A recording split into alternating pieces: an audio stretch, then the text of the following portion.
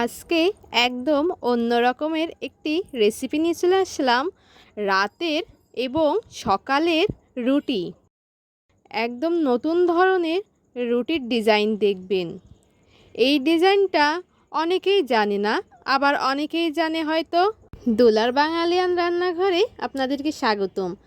আগে আমি গরম জল করে নিয়েছি রুটি বানাবো বলে। ঠান্ডা জলে কিন্তু রুটিটা ভালো হয় না। গরম জল করে আটায় দিয়ে দিয়েছি এবং স্বাদ মতন লবণ দিয়ে নিয়েছি। গরম জল কিন্তু অবশ্যই দিতে হবে এবং আমি ময়দার বদলে আটা নিয়ে নিয়েছি। আটা দিয়েও রুটি ভালো হয় এবং ময়দা দিয়েও ভালো হয়। যার যেটা ভালো লাগবে সেইটা নিয়ে নেবেন। সুন্দর করে লিচি কেটে নিয়েছি।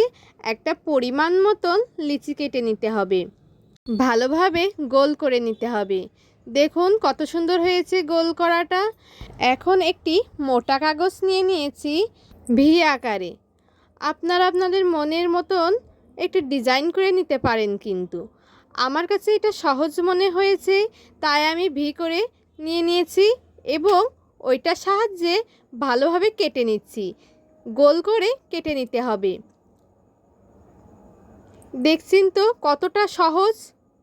এইভাবেও কিন্তু আপনারা বাসায় করে খেয়ে দেখবেন এবং অতিথি আসলে এইভাবেও আপ্যায়ন করতে পারেন খুব সহজেই।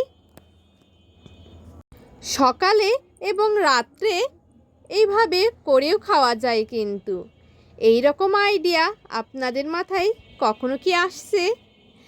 যার এই রকম আইডিয়া মাথায় আসছে তারা কিন্তু আমার অবশ্যই জানাবেন।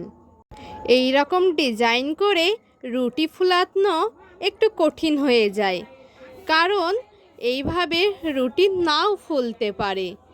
চারিপাশ থেকে হাওয়া বেরিয়ে যায়, তো ওই জন্য ফোলে না।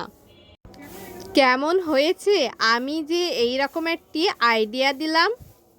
আপনাদের যদি ভালো লেগে থাকে অবশ্যই লাইক, কমেন্ট, শেয়ার করে জানাবেন।